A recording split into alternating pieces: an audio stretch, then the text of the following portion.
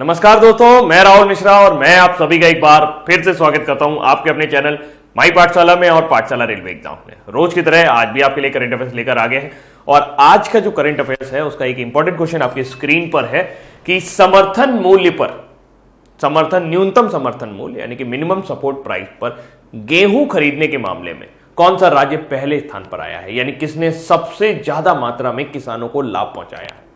चर्चा जरूर करेंगे, लेकिन आज तारीख है 11 जून और आज के जो इंपॉर्टेंट करंट अफेयर्स है उसकी ओर चलते हैं। सबसे पहली जानकारी जो है वो कुछ खास मतलब अच्छी नहीं है, बुरी जानकारी है। बुरी क्या मतलब, दुर्घटना की जानकारी है। असम में एक तेल के कुएं में आग लग गई है क्योंकि वहां पर कई दिन से लगातार गैस का रिसाव हो रहा था।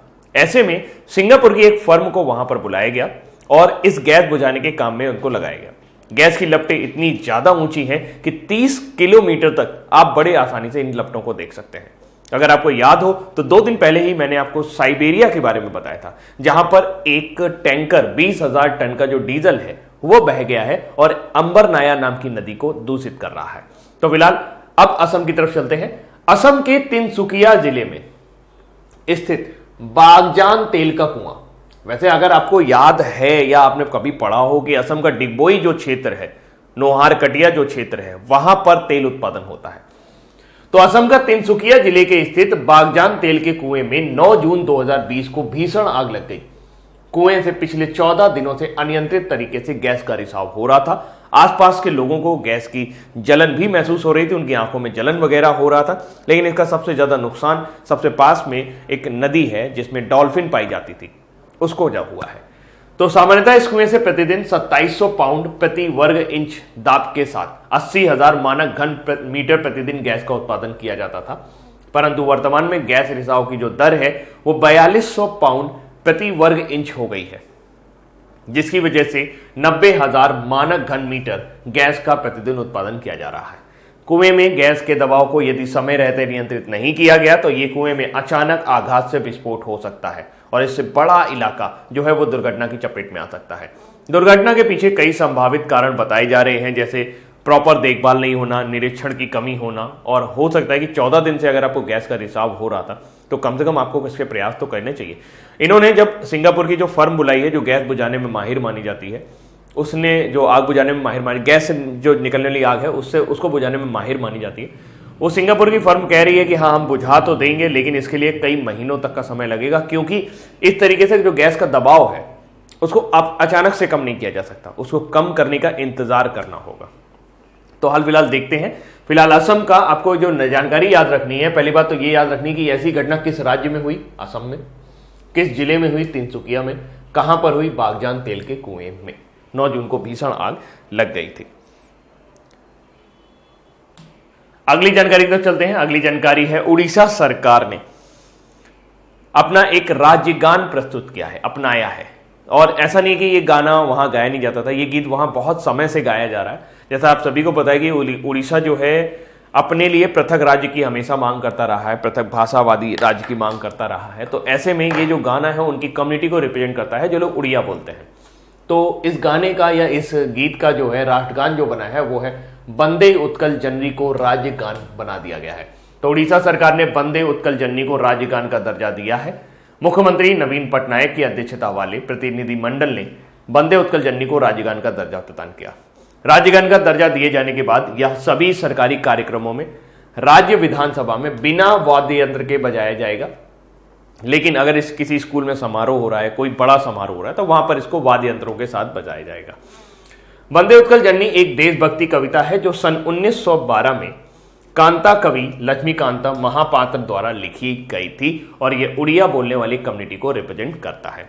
अब गान की बात छिड़ी है तो क्यों ना हम अपने राष्ट्रगान के बारे में कुछ बातें सीख लेते हैं, कुछ जान लेते हैं। गुरुदेव रविन्द्रनाथ टैगोर ने 1911 में एक कविता की रचना की थी जिसमें 5 पद थे और कविता को पहला पद जो है उसको हमने राष्ट्रगान के तौर पर अपनाया है। ऐसा कहा जाता है कि रविन्द्रनाथ टैगोर जी ने ये जो कविता लिखी जिसे हम राष्ट्रगान के तौर पर जनगण मन कहते हैं, ये उन्होंने जॉर्ज पंचम के स्वागत में लिखी थी। इसीलिए कई बार इससे अधिनायक शब्द को हटाने की मांग उठी है। लेकिन खुद रविन्द्रनाथ टैगोर ने 1939 में एक पत्र लिखकर ऐसा घोषित किया कि नहीं, ऐसा कुछ नहीं है, ये मैंने भारत के लिए ही लिखा हुआ है, और खुद इसको खारिज कर दिया था। तो ये अफवाहों जैसी बात है कि जाट पंचम के ऊपर ये कविता लिखी गई। जनगण मन मूलतः बंगाली भाषा में लिखा गया है, जिसमें संस्कृत शब्दों की अधिकता है, और अगर आप गौर करेंगे तो इसमें सिर्फ और सिर्फ नाउन शब्दों का इस्तेमाल किया गया है, यानी संज्ञा शब्दों का इस्तेमाल किया गया है। जन, गण, मन, अधिनायक सभी नाउन है। संस्कृत निष्ठ बंगाली में लिखे गए राष्ट्रगान को उर्दू हिंदी में अनुवाद नेताजी सुभाष चंद्र बोस ने करवाया। इसे कैप्टन आबिद अली ने अनुवाद किया और कैप्टन राम सिंह ठाकुर ने इसे कंपोज किया। तो ऐसा माना जाता है कि जो धुन आजकल हम जनगण मन की सुनते हैं वाद्य यंत्रों की, और ये जो कंपोज किया था ये कैप्टन राम सिंह ठाकुर ने किया था, लेकिन जिसका जो प्योर नोट है, जो इसके म्यूजिक नोट है, वो रविन्द्रनाथ टैगोर ने ही तैयार किए थे। 16 दिसंबर 1911 को इस दिवस में थोड़ा सा भ्रांति है, कई किताबों में, वेबसाइटों में मुझे 24 दिसंबर भी पढ़ने को मिला है, और लेकिन हाल फिलहाल इसका जो अधिकतम जो प्रमाणिक किताबें हैं वहां पर 16 दिसंबर मिला। 16 दिसंबर 1911 को कांग्रेस के कोलकाता अधिवेशन में इस गीत को पहली बार भारत में गाया गया था। बाद में 24 जनवरी 1950 को आधिकारिक तौर पर संविधान सभा ने इसको राष्ट्रगान के तौर पर अपनाया था। तो राष्ट्रगान के तौर पर कब अपनाया गया? 24 जनवरी 1950, और 16 दिसंबर 1911 को कांग्रेस के कोलकाता अधिवेशन में इसको गाया गया था। राष्ट्रगान जनगण मन के पूर्ण संस्करण को गाने में 52 सेकंड का समय लगता है, जबकि इसका जो लघु अथवा संक्षिप्त रूप है, जिसमें हम सिर्फ पहली और अंतिम पंक्ति गाते हैं, उसमें 20 सेकंड का समय लगता है। राष्ट्रगान के बोल तथा धुन स्वयं रविन्द्रनाथ टैगोर ने आंध्र प्रदेश के मदनापल्ली में तैयार की थी, और आज भी उनके बनाए धुन को ही प्रयोग में लाया जाता है। कानून के मुताबिक राष्ट्रगान गाने के लिए किसी को बाध्य नहीं किया जा सकता। राष्ट्रगान गाने अथवा बजने के दौरान अगर कोई व्यक्ति शांतिपूर्वक खड़ा रहता है या उसे राष्ट्रगान नहीं आता है तो इसे राष्ट्रगान का अपमान नहीं माना जाता। मतलब ऐसा नहीं है कि आपको गाना ही जरूरी है। दूसरा, टैगोर की कलम से लिखे राष्ट्रगान जनगण मन को यूनेस्को की ओर से विश्व का सर्वश्रेष्ठ राष्ट्रगान करार दिया गया है। ये आपको कई किताबों में पढ़ने को मिलेगा, बट ये जानकारी गलत है। इसका भी खंडन जो है वो यूनेस्को ने किया है। यूनेस्को ने ऐसा कोई बेस्ट एंथम अवार्ड घोषित नहीं किया, उन्होंने खुद ही किया था। अभी मैंने व्हाट्सएप वगैरह में इसको पढ़ा कि नहीं, हमारा जो राष्ट्रगान है वो भी इसका सबसे सर्वश्रेष्ठ राष्ट्रगान है, तो ये सिर्फ अफवाह है। इसके बारे में यूनेस्को ने पुष्टि की है कि ऐसा कुछ उन्होंने नहीं किया है। 11 सितंबर 1942 को पहली बार राष्ट्रीय गान संगीतबद्ध प्रस्तुति जर्मनी के हैम्बर्ग शहर में हुई।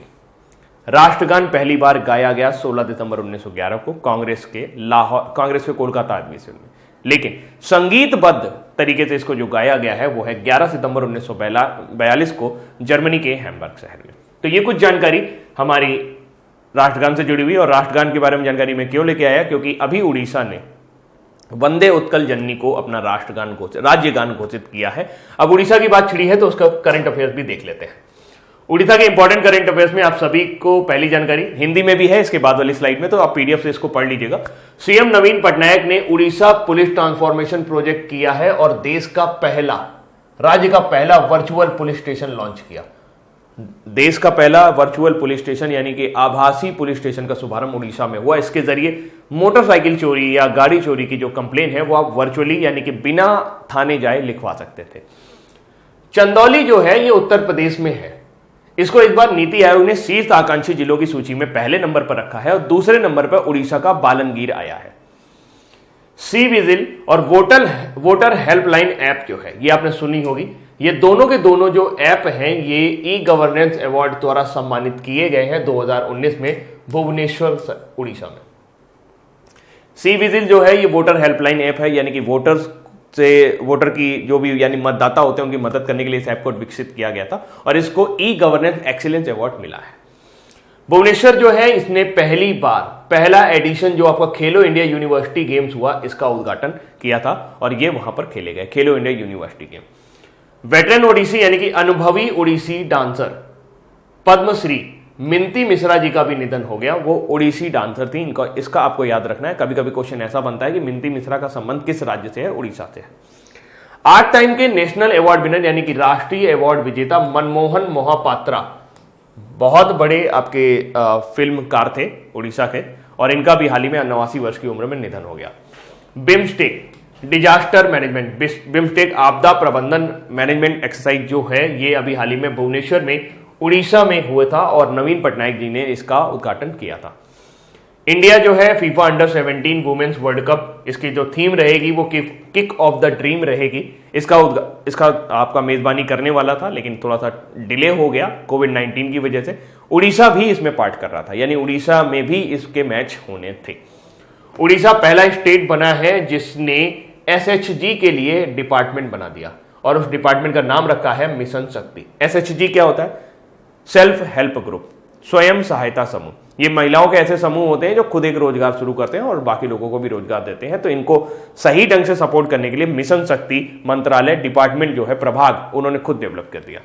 कोरोना वायरस के दौरान उड़ीसा के सीएम नवीन पटनायक जी ने मो जीवन प्रोग्राम लॉन्च किया था ताकि लोगों को कोरोना वायरस से जागरूक किया जा सके। और उड़ीसा सीएम ने अभी हाल ही में एक बुक रिलीज की थी अपने पिताजी के ऊपर, the adventure of the daredevil democrat. Biju Patnaik के ऊपर यह पुस्तक लिखी गई थी। उड़ीसा सरकार ने अभी हाल ही में यूनिसेफ के साथ समझौता किया ताकि एक मो प्रतिभा प्रोग्राम को लॉन्च किया जाए। मो प्रतिभा यानी कि जो घर बैठे लोग हैं वो अपने टैलेंट का प्रयोग करके इस प्रतियोगिता में हिस्सा ले सकते हैं और कुछ ना कुछ वो अपने आगे देश के लिए कर सकते हैं, ताकि जो बच्चे हैं उनको लॉकडाउन के दौरान इंगेज रखा जा सके। नवीन पटनायक जी को अभी हाल ही में पेटा द्वारा हीरो टू एनिमल अवार्ड दिया गया, क्योंकि जहां लोग गरीबों के लिए खाना जुटा रहे थे वहां नवीन पटनायक जी ने पशुओं के लिए भी खाना जुटाया। चीफ मिनिस्टर नवीन पटनायक हैं, गवर्नर गणेशी लाल है, कैपिटल सिटी भुवनेश्वर है, sacred fig peepal, state tree है उड़ीसा का, स्टेट फ्लावर है अशोक और स्टेट बर्ड है इंडियन रोलर, जबकि स्टेट एनिमल है सांबर हिरन। ये इसके बाद आपका हिंदी में है जिसको आप पढ़ सकते हो बाद में। अगली जानकारी तक चलते हैं। मनरेगा के तहत अब तक की सबसे बड़ी राशि जो है वो उपलब्ध कराई गई। अगर आपको अभी जो हाल ही में निर्मला सीतारमण जी ने घोषणा की थी कि 20 लाख करोड़ रुपए का जो पैकेज है उन्होंने जारी किया है, उसमें मनरेगा के लिए भी पैकेज जारी किया है। इसके अलावा गरीब कल्याण योजना के नाम से उन्होंने मनरेगा में जो दिहाड़ी मजदूरी 182 रुपए होती थी उसको 202 रुपए कर दिया गया। मनरेगा के तहत ये 2005 में योजना आई। मनरेगा के तहत क्या किया गया, किसी भी व्यक्ति, शहरी व्यक्ति या ग्रामीण व्यक्ति को 100 दिन का रोजगार उपलब्ध कराने की योजना है। अब आप ऐसा सोच सकते हैं कि अगर उनको 202 रुपए प्रति दिन के हिसाब से मिलेंगे तो 100 दिन में उनको 20,000 लमसम उन्हें साल में कम से कम उनको मिलेगा, जो उनकी आजीविका चलाने के लिए दिया जाएगा। इसके अलावा मनरेगा की अगर हम बात करें तो महात्मा गांधी राष्ट्रीय ग्रामीण रोजगार गारंटी अधिनियम, यानी कि, और इसको मनरेगा को भारत सरकार द्वारा 2005 में राष्ट्रीय ग्रामीण रोजगार गारंटी अधिनियम 2005 नरेगा जिसे बोला जाता था उसके रूप में प्रस्तुत किया गया था, लेकिन 2010 में इसका नाम बदलकर महात्मा गांधी राष्ट्रीय ग्रामीण रोजगार गारंटी अधिनियम कर दिया गया। फिलहाल महात्मा गांधी राष्ट्रीय ग्रामीण रोजगार गारंटी अधिनियम के अर्थात मनरेगा के तहत वर्तमान वित्त वर्ष के लिए 1,01,500 करोड़ रुपए का प्रावधान किया गया है। उल्लेखनीय है कि इस कार्यक्रम के तहत पहली बार इतनी बड़ी राशि का प्रावधान किया गया है और क्योंकि इसका जो सबसे बड़ा वजह है वो कोविड-19 का प्रभाव कम करने की कोशिश है। इन कामों में वृक्ष सिंचाई रहेगी, वृक्षारोपण रहेगा, बागवानी और आजीविका संवर्धन के लिए व्यक्तिगत लाभकारी कार्यों से संबंधित कार्यों को पूरा करने पर विशेष ध्यान दिया जा रहा है। तो कितना जो टर्नओवर है, जो कितना सैंक्शन किया गया है, 1,01,500 करोड़ रुपए मनरेगा को दिए जा रहे हैं। अगली जानकारी है, युद्ध पोत builder garden Reach Ship Builders and Engineers Limited ने 9 जून को ICGS कनकलता बरुआ को वितरित किया। ICGS Indian coast guard ship जो है, ये इसका नाम रखा गया कनकलता बरुआ। कनकलता बरुआ का संबंध असम से है। ये 1942 के भारत छोड़ो आंदोलन के दौरान इनको अंग्रेजों ने गोली मार दी थी, जिसकी वजह से इनका जो नाम है वो भारत की प्रमुख स्वतंत्रता सेनानियों में दर्ज हो गया। इसके अलावा ये ऐसा नहीं है कि जो युद्धपोत बिल्डर है गार्डन रिच शिप बिल्डर, ये ऐसा नहीं कि पहला जहाज इन्होंने अप्लाई किया है या सप्लाई किया है हमें, ये उनके द्वारा बनाया गया 105वां जहाज है जो भारतीय तटरक्षक बल को प्राप्त हुआ है और इसके लिए उन्होंने FPV श्रृंखला के अंतर्गत इसको लॉन्च किया है। FPV का फुल फॉर्म है fast patrol vessel. Fast patrol vehicle काहे के लिए होते हैं? ये इसलिए होते हैं ताकि जो भी निगरानी तंत्र है उसको मजबूत किया जा सके और समुद्र सीमा के अंतर्गत जो भी आपके अराजक तत्व घुस आते हैं उनका थोड़ा सा उनके ऊपर निगरानी की जा सके। तो फिलहाल इससे पहले GRSE यानी कि गार्डन रीच शिप बिल्डर्स ने एंड इंजीनियर्स लिमिटेड ने ICG को, इंडियन कोस्ट गार्ड को और भी FPV दिए हैं, यानी कि फास्ट पेट्रोलिंग वेसल्स दिए हैं। उनका नाम है ICGS प्रियदर्शनी। अब प्रियदर्शनी तो आप नहीं पहचान पा रहे होंगे, लेकिन अगर आपको इंदिरा गांधी जी का पूरा नाम पता है तो उनका पूरा नाम था इंदिरा प्रियदर्शनी गांधी, तो ये उन्हीं के नाम पर था। दूसरा है ICGS एनी बेसेंट भारतीय राष्ट्रीय कांग्रेस की पहली महिला अध्यक्ष थी। जो 1917 में भारतीय राष्ट्रीय कांग्रेस की अध्यक्ष बनी थी। आईसीजीएस अमृत कौर राजकुमारी अमृत कौर आप इन्हें कह सकते हैं, ये भारत की पहली स्वास्थ्य मंत्री हैं रही, जो 10 साल तक भारत की स्वास्थ्य मंत्री रही थी, तो इनके नाम पर इनको दिया गया है। और फिर उसके बाद ये जो चौथा शिप मिला है वो आईसीजीएस कनकलता बरुआ के नाम पर दिया गया है। और एनिवेशन प्रिय इंदिरा गांधी का हो ही गया, और एनिवेशन 1917 में आपकी कलकत्ता अधिवेशन में आपकी अध्यक्ष बनी थी, और ये भारतीय राष्ट्रीय कांग्रेस की पहली महिला अध्यक्ष थी। ये क्वेश्चन कई बार पेपर में आया है। तो हाल फिलहाल आपको क्या याद रखना है, आपको याद रखना है कि garden Reach Ship builders limited ने अभी हाल ही में कौन सा जहाज जो है फास्ट पेट्रोलिंग वेसल्स जो है वो सौंपा है आईसीजी को, तो वो है कनकलता बरुआ। कनकलता बरुआ का संबंध आपका असम से है, और इनको 1942 के भारत छोड़ो आंदोलन के दौरान गोली मार दी गई थी। तो भारतीय तटरक्षक की स्थापना शांति काल में भारतीय समुद्र की सुरक्षा करने के उद्देश्य से 18 अगस्त 1978 को संघ के एक स्वतंत्र सशस्त्र बल के रूप में की गई थी। और इनका जो आदर्श वाक्य है वो है वयम रक्षामा, यानी हम रक्षा करते हैं, इसको याद रखिएगा है। और इसकी स्थापना 18 अगस्त 1978 को की गई। वर्तमान समय में इसके जो डायरेक्टर जनरल हैं वो राजेंद्र सिंह जी बनाए गए हैं। अगली जानकारी पर चलते हैं। वैसे अगर थोड़ा सा और लेट कर लेते, इसको थोड़ा सा और बढ़ा लेते, क्योंकि इन्होंने सिर्फ कंसीडर किया है अप्रैल 2019 से 2020 के दौरान सबसे अच्छा सुरक्षा रिकॉर्ड बनाया गया है। क्यों? इस अवधि के दौरान किसी भी रेल दुर्घटना में किसी भी रेल यात्री की कोई जान नहीं गई है। यह उपलब्धि 1853 के बाद पहली बार हासिल की गई है, जब देश में भारतीय रेलवे प्रणाली शुरू की गई थी। 2019-20 में लगभग 1274 मानवयुक्त रेलवे लेवल क्रॉसिंग को समाप्त कर दिया गया है, जो अब तक उच्चतम आंकड़ा है। तो इस तरीके से भारतीय रेलवे जो है 2019-20 के दौरान अपना सबसे बढ़िया सुरक्षा ईयर मना रही है। भारतीय रेलवे की बात करें तो भारतीय रेलवे के 18 जोन हैं, जो बाद में और अनुमंडल में डिवाइड हो जाता है।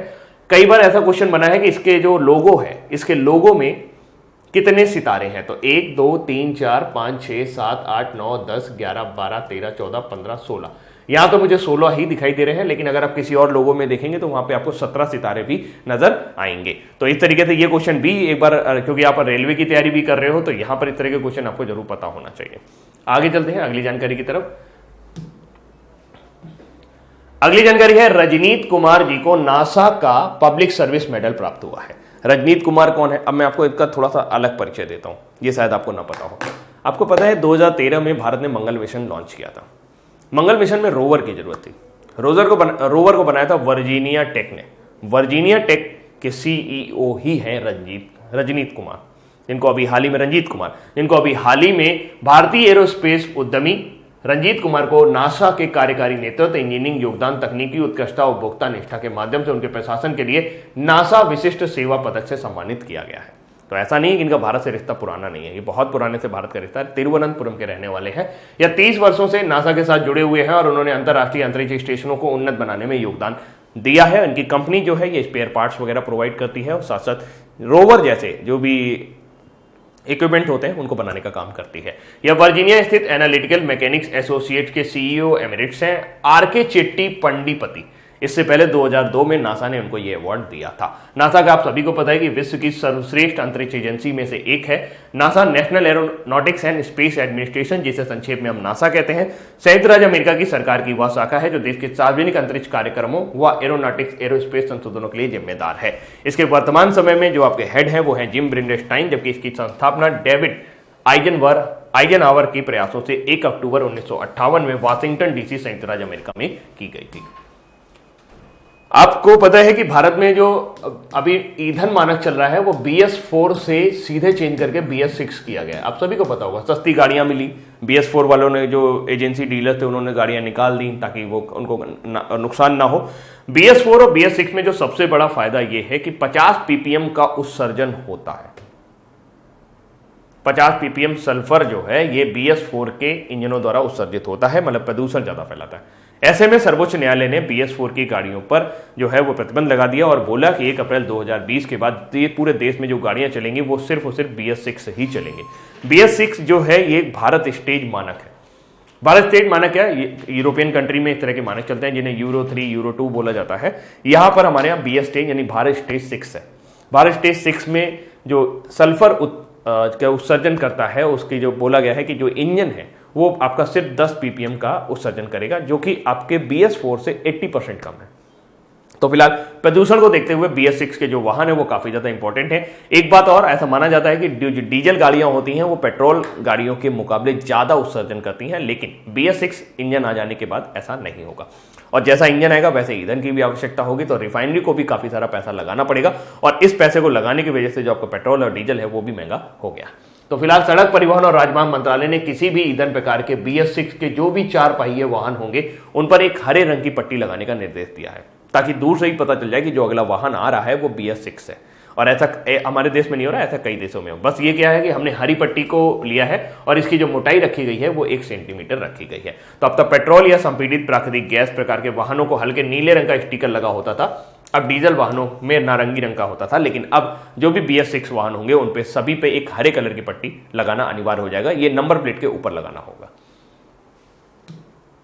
अगली जानकारी तब चलते हैं। तो राजस्थान सरकार ने राज कौशल पोर्टल की शुरुआत की है। आप सभी को पता है कि बहुत सारे प्रवासी ऐसे हैं जो अपने अपने राज्यों में लौट गए हैं, जो महानगरों में काम कर रहे थे, वो अपने राज्यों में लौटने के बाद कोविड-19 की वजह से लौटे हैं, और लौटने के बाद उनके पास रोजगार का संकट शुरू हो गया।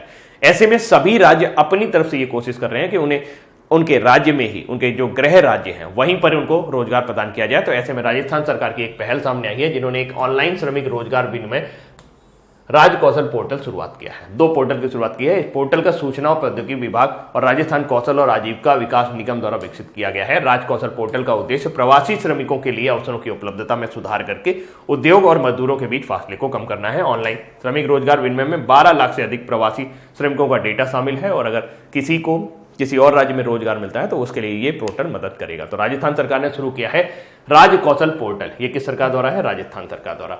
अगली जानकारी तब चले तो मध्य प्रदेश, जो क्वेश्चन आपकी स्क्रीन पर था कि समर्थन मूल्य पर सबसे ज्यादा गेहूं खरीदने वाला राज्य कौन सा बना है, तो वो है मध्य प्रदेश। समर्थन मूल्य होता है minimum support price. Minimum support price यानी इससे कम गेहूं का जो मूल्य होगा वो कोई नहीं लेगा, मतलब कि इससे कम नहीं खरीद बेचना है आपको। अगर इतना भी आपको नहीं मिल रहा है तो आप सरकार को पूरा गेहूं बेच सकते हैं। लेट्स सपोज कि 1000 रुपए क्विंटल उन्होंने रखा। 1000 रुपए क्विंटल का मतलब ये हो गया कि अगर कोई 1000 रुपए में भी नहीं खरीद रहा है तो आप 1000 रुपए में सरकार को बेच सकते हो। इससे कम में मत बेचो। इससे क्या होता है, किसानों को नुकसान नहीं होता। तो हाल फिलहाल समर्थन मूल्य पर गेहूं खरीद में मध्य प्रदेश देश में अव्वल राज्य बना है। राज्य सरकार ने किसानों को से 1.27 करोड़ टन गेहूं खरीदा है। यह देश में खरीदे गए कुल गेहूं का लगभग 33% है।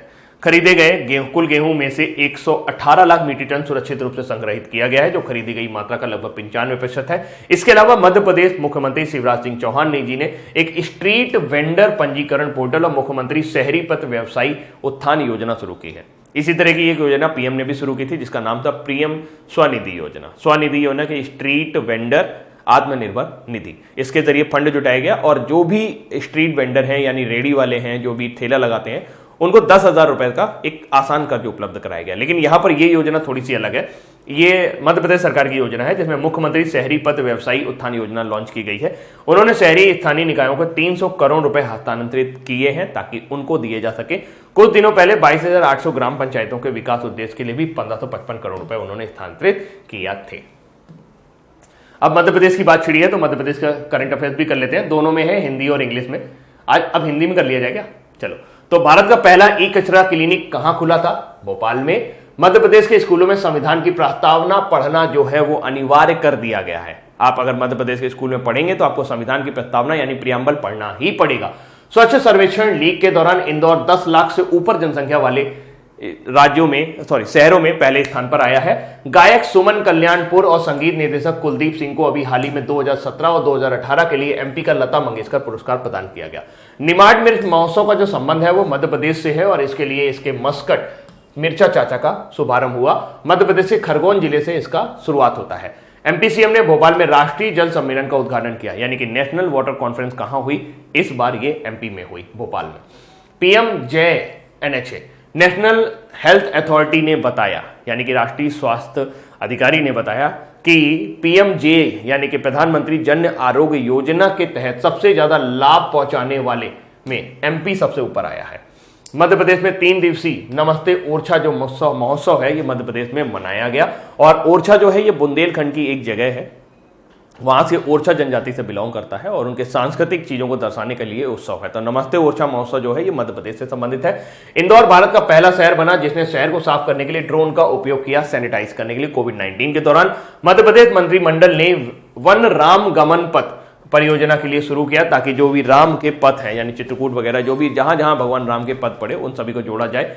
मध्य प्रदेश सरकार ने आंगनवाड़ी कार्यकर्ताओं सहायिकाओं को लाभ पहुंचाने के लिए प्रदेश मुख्यमंत्री कोविड-19 योजना कल्याण शुरू किया। नहीं, यहां पर कुछ गड़बड़ हो गया। आंगनवाड़ी कार्यकर्ताओं के लिए सहायिकाओं के लिए मुख्यमंत्री कल्याण योजना की शुरुआत की थी। मुख्यमंत्री कल्याण योजना ये आंगनबाड़ी जो भी लोग काम कर रहे हैं या जो भी हेल्थ वर्कर हैं उनको थोड़ा सा सपोर्ट करने के लिए योजना की शुरुआत की गई थी। एमपी सीएम शिवराज सिंह चौहान ने जीवन शक्ति योजना का शुभारंभ किया, ताकि जो भी मध्य प्रदेश में जो भी कोविड-19 से प्रभावित मरीज हैं उनको थोड़ा सा फायदा पहुंचाया जा सके। राजधानी भोपाल है, राजकीय पशु बारहसिंगा है, राजकीय वृक्ष बरगद का पेड़ है, राज्य फल आम है, मुख्यमंत्री शिवराज सिंह चौहान है और राज्यपाल है लालजी टंडन। तो ये रहा आपका मध्य प्रदेश। अगली जानकारी की तरफ चलते हैं। कभी कभी ऐसा भी होता है कि आपको उस अपराध की सजा मिल जाती है जो आपने नहीं किया। संजीता चानू के साथ भी वही हुआ और अब वो मांग रही हैं मुआवजा दो मुझे।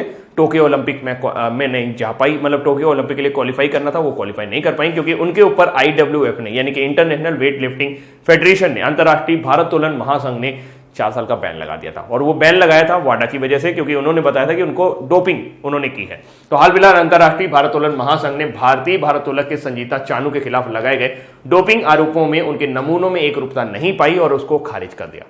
अभी कुछ दिन पहले आपको याद हो तो जो आपका वाडा है उसने पूरी तरीके से रसिया को 4 साल के लिए बैन कर दिया है, क्योंकि वहां की जो डोपिंग एजेंसी है उसने बहुत ज्यादा भ्रष्टाचार किया था। तो यह फैसला IWAF ने विश्व डोपिंग रोधी एजेंसी यानी वाडा की सिफारिशों के आधार पर किया है। भारतोलक संजीता चानू ने शुरू से ही खुद को निर्दोष बता रही थी। इसके बाद राष्ट्रमंडल खेलों की स्वर्ण पदक विजेता इस खिलाड़ी ने माफी मांगने और मुआवजा देने की मांग की है और जो भी उनका मेंटल हैरेसमेंट हुआ है उसके लिए पूरा उन्होंने एक केस फाइल करने की बात की है। किरणजीत कौर अभी कुछ समय पहले मुझे लगता है कि 30 मई को यह न्यूज आई थी कि किरणजीत कौर को भी वाडा ने 4 साल का प्रतिबंध लगा दिया है।